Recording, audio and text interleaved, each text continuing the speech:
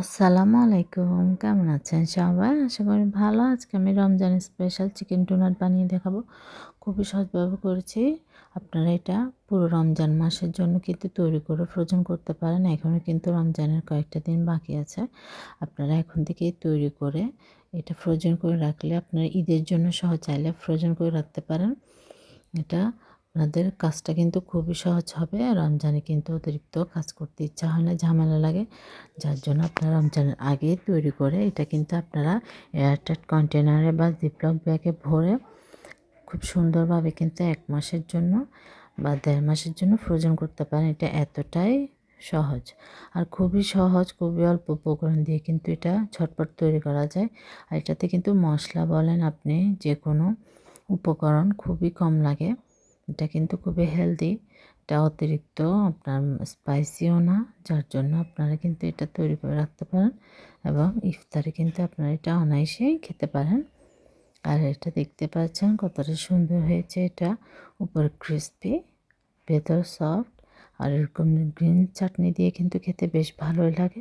আশা করছি আপনাদের ভালো লাগবে। আর আমি কিন্তু যে কোনো রেসিপি খুব সহজভাবে করার চেষ্টা করি, অল্প উপকরণ দিয়ে। বাসায় থাকা উপকরণ দিয়ে কিন্তু এটা আপনারা তৈরি করে নিতে পারবেন। এখানে আমি চিকেন নিয়ে নিয়েছি। এটা কিন্তু বনলেস চিকেন, এখানে হাড় ছাড়া। এখানে 1 কাপের থেকেও কিছুটা বেশি আছে। পরিমাণটা আসলে আপনাদের উপর, আপনারা কতটুকু এটা তৈরি করবেন। আমি জাস্ট অল্প পরিমাণ তৈরি করে আপনাদেরকে দেখিয়ে দিচ্ছি। আপনারা কিন্তু এটা আরও বেশি পরিমাণে তৈরি করে রমজানের জন্য, ঈদের জন্য ফ্রোজেন করতে পারেন। এখানে আমি ধনেপাতা দিয়েছি অল্প পরিমাণ, কাঁচামরিচ ঝালের স্বাদ অনুযায়ী দিয়েছি, আদা বাটা 1 চা চামচ, রসুন বাটা 1 চা চামচ, হলুদ গুঁড়া সামান্য, মরিচ গুঁড়া আধা চা চামচ, ধনে গুঁড়া আধা চা চামচ। আসলে পরিমাণটা আপনাদেরকে বলছি। এটা যেহেতু আপনারা ফ্রোজেন করবেন তাহলে আপনারা কিন্তু এটা পরিমাণটা বেশি নেবেন। কিন্তু আপনার উপকরণগুলি সেম টু সেম হবে, জাস্ট পরিমাণটা আপনারা বাড়িয়ে নেবেন। এটাই হচ্ছে আপনাদের একটু বুঝে নিতে হবে। আমি এখানে মাংসের মশলা দিয়েছি আধা চা চামচ, গরম মশলা দিয়েছি সামান্য পরিমাণ, আধা চা চামচের থেকেও কম, লবণ দিয়েছি স্বাদ অনুযায়ী। সব মশলা আপনার অল্প অল্প পরিমাণ লাগবে, আপনারা অতিরিক্ত মশলা দিবেন না, তাহলে কিন্তু ডোনাটটা কিন্তু আপনার অতিরিক্ত ঝাল হলে ভালো লাগে না খেতে। খুবই সিম্পলভাবেই করা হয়। এবার আমি সব কিছু মিক্স করে কিন্তু এটা ব্লেন্ডার করে ফেলবো। আপনারা চাইলে শিলপাটায় বেটে নিতে পারেন, কিন্তু শিলপাটার থেকে আপনি ব্লেন্ডার করলে এটা খুব মিহি একটা পেস্ট হয়। আর এখানে কিন্তু আবার কোনো পানি ইউজ করবেন না, খুব সুন্দরভাবে স্মুথভাবে কিন্তু ব্লেন্ডারটা করে নেবেন। দেখুন আমার কিন্তু হয়ে গিয়েছে। আমি যে অল্প পরিমাণ প্রথমে দিয়েছিলাম তারপর বাকিটুকু দিচ্ছি, তার সাথে কিন্তু আমি এখানে ছোট 2 স্লাইস এরকম ছোট 2 স্লাইস পাউরুটি দিচ্ছি। পাউরুটিটা আবার অতিরিক্ত দিবেন না, তাহলে কিন্তু এটা আবার বেশি হার্ড হয়ে যাবে। চিকেনের পরিমাণটা যদি কম হয় তাহলে কিন্তু আবার এটা টেস্টের দিক দিয়ে কিন্তু আপনার পারফেক্ট হবে না। যার জন্য আমি কিন্তু পাউরুটির সাইজটাও কিন্তু ছোট, অতিরিক্ত বড় না। ছোট সাইজের যে পাউরুটিটা পাওয়া যায় সেখান থেকে কিন্তু আমি শুধু 2 স্লাইস দিয়েছি। দিয়ে সব কিছু ব্লেন্ডার করে নিয়েছি। এবার আমি হাতে একটু তেল লাগিয়ে নিয়েছি, কারণ এটা যেহেতু একটু আঠালো টাইপের হাতে লেগে আসবে। এবার আমি গোল শেপ করে আপনার যতটুকু পরিমাণ ডোনাটটা তৈরি করতে চান, বড় ছোট মাঝারি, এটা যেহেতু কাঁচা চিকেনের করছি আমি, যার জন্য এটা একটু বেশি বড় করছি না। আর এটা কোটিং করার পর কিন্তু আর একটু সাইজে বড় হয়ে যাবে। ডিম আর ব্রেড ক্রামে গলানোর পরে কিন্তু এটা আরও সাইজটা বড় হয়ে যাবে। তখন কিন্তু এটা আবার পারফেক্টভাবে হবে না, অতিরিক্ত বড় হয়ে যাবে। আর এটা যেহেতু চিকেনটা বেশি এটা কাঁচা, যার জন্য আমি একটু ছোটো ছোটো করে করছি। প্রয়োজনে আপনার 2 থেকে 3টাও খেতে পারেন, কিন্তু আপনি ছোট করে করলে এটা দেখতেও সুন্দর লাগে আর খুব সহজে হয় ভাজতে।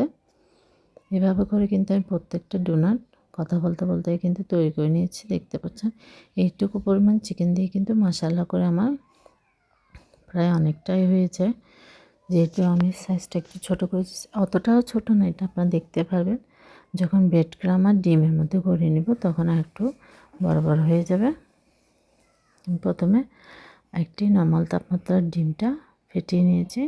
এবার আমি ডিমের মধ্যে চুবিয়ে ব্রেড ক্রামের মধ্যে গড়িয়ে নেব। আর ব্রেড ক্রামটা কিন্তু হোমমেড। পাউরুটিকে আমি হালকা একটু পাউরুটিটা ক্রাশ করে ব্লেন্ডারে, তারপর হালকা একটু ভেজে আমি হোমমেডভাবে কিন্তু এই ব্রেড ক্রাম্বটা তৈরি করে নিয়েছি।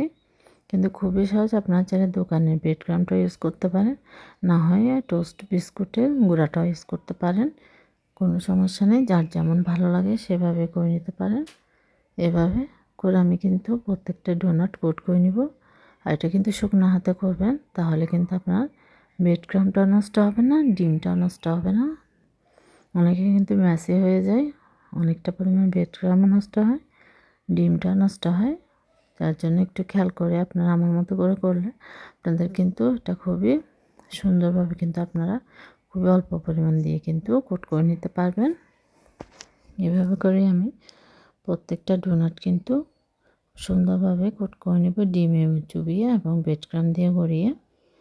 এভাবে আপনারা একটা ট্রাইতে ডিপ ফ্রিজে রেখে ফ্রোজেন করে আপনারা এয়ারটাইট কন্টেনারে বা জিপলক ব্যাগে ভরে রাখতে পারেন।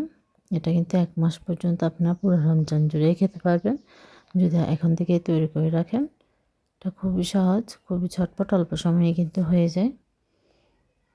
দেখুন, আমি কিন্তু আপনাদের বোঝার সুবিধার্থে কিন্তু আরেকটি কোট করে দেখিয়ে দিচ্ছি কীভাবে আপনারা খুব সহজে করতে পারেন। আপনাদের অপচয় হবে না, ম্যাসিও হবে না হাত, খুব সুন্দরভাবে কিন্তু হয়ে যায়। আর আপনার ডোনাটের যে শেপটা মাঝখানে আপনার এটা কিন্তু ভালোভাবে করে নেবেন, যেন উপর নিচে দুইটাই খুব সুন্দরভাবে হয়ে যায়। এভাবে ভালো করে একটু করে নেবেন। দেখুন, মাশাআল্লাহ করে কিন্তু আমার প্রত্যেকটা ডোনাট কোট করা হয়ে গেছে। আমার কিন্তু এই 1 কাপ পরিমাণ, 1 কাপ থেকে সামান্য বেশি এতটুকু পরিমাণ চিকেন দিয়ে কিন্তু আমার 9টা ডোনাট হয়েছে। দেখে বুঝতে পারছেন, এরকমভাবে আপনারাও কিন্তু তৈরি করতে পারেন। এগুলা কিন্তু আমরা দোকান থেকে কিন্তু অনেক চড়া দামে কিনতে হয়, একটু কষ্ট করে কিন্তু আপনারা চাইলে বাসায় তৈরি করে নিতে পারেন। এবার আমি চুলায় প্যান দিয়ে পরিমাণ মতো তেল দিয়ে দিয়েছি। এটা যেহেতু কাঁচা চিকেনটা, যার জন্য চুলা আঁচটা কিন্তু মিডিয়ামে রেখে আপনার ভেজে নিতে হবে, না হয় কিন্তু চিকেনটা কুক হবে না, উপরে কালার চলে আসবে, আপনার ভিতরে কিন্তু কাঁচা থেকে যাবে। যার জন্য এটা একদম মিডিয়াম আঁচে রেখে উল্টিয়ে পাল্টিয়ে ভেজে নিতে হবে আপনার পছন্দ মতো কালার করে। দেখতে পাচ্ছেন, আর একটু সাবধানতার সাথে করবেন, না হয় কিন্তু আবার ভেঙে যাবে। ভালো লাগলে অবশ্যই একটু ট্রাই করবেন আর আমাকে কমেন্ট করে জানাবেন কেমন হয়েছে। ভুল দুটো সরি। আল্লাহ হাফেজ, আসসালামু আলাইকুম। সবাই ভালো থাকবেন, সুস্থ থাকবেন।